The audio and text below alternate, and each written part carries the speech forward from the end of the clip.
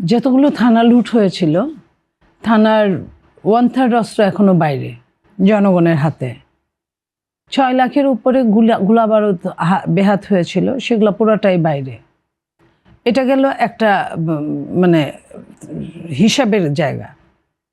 আপনার ইলিগ্যাল অস্ত্র সবসময় বাংলাদেশে ছিল। বাংলাদেশ যেহেতু অস্ত্র এবং সোনাটা ট্রানজিট পয়েন্ট, এখানে আপনার থাকেই সবসময়। নির্বাচন উপলক্ষে আরও আসছে, তো আরও আসছে। এবং সেই সঙ্গে যে কথা মানবেন্দ্র বললেন যে নতুন করে সরকার ঘোষণা দিয়েছে প্রার্থীদেরকে অস্ত্রের লাইসেন্স দিবে।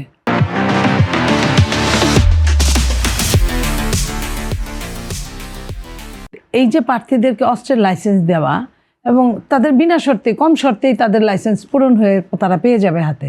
প্রার্থী হওয়ার কারণেই তারা ওই বৈধ অস্ত্র পাচ্ছে।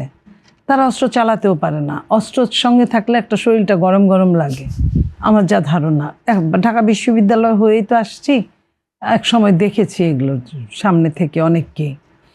তো সেইখানে আপনার ধরেন আমরা 3 জন কোনো একটা সেন্টারে আছি, 3 জন 3 দলের, তো সেন্টারে আছি কোনো একটা ইলিগ্যাল ভোট নিয়ে অথবা পুলিং এজেন্ট নিয়ে অথবা যে কোনো নির্বাচনী সংক্রান্ত ব্যাপার নিয়ে আমাদের 3 জনের মধ্যে ঝগড়া লাগলো, তর্ক লাগলো।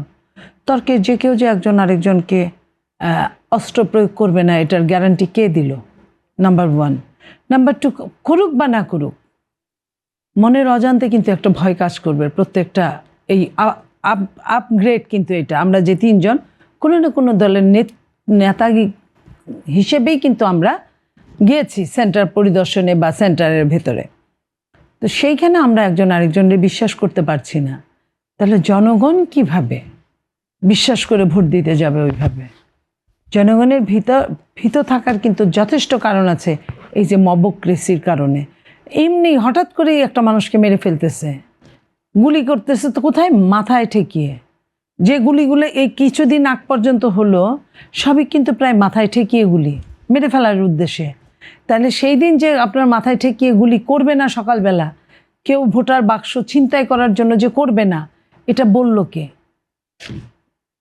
অনেকেই আপনি জানেন কিনা আমি জানি না, অনেকেই শরীর ছেড়ে বসে আছে, আর আমি তো পাশি, আমার ঠেকাই কে? কেউই তো নাই মাঠে, আমার ইলেকশন করে লাভটা কি? আমি এমনিই পাস। তো এমনি পাশের জন্য যে রসদ লাগে সেই রসদ তার কাছে আছে। এইভাবে তো একটা দেশে নির্বাচন হতে পারে না, সরকার এটা করতে পারে না। সরকার কি কোনো মবকে আপনার বিচারের আওতায় এনেছে ওইভাবে?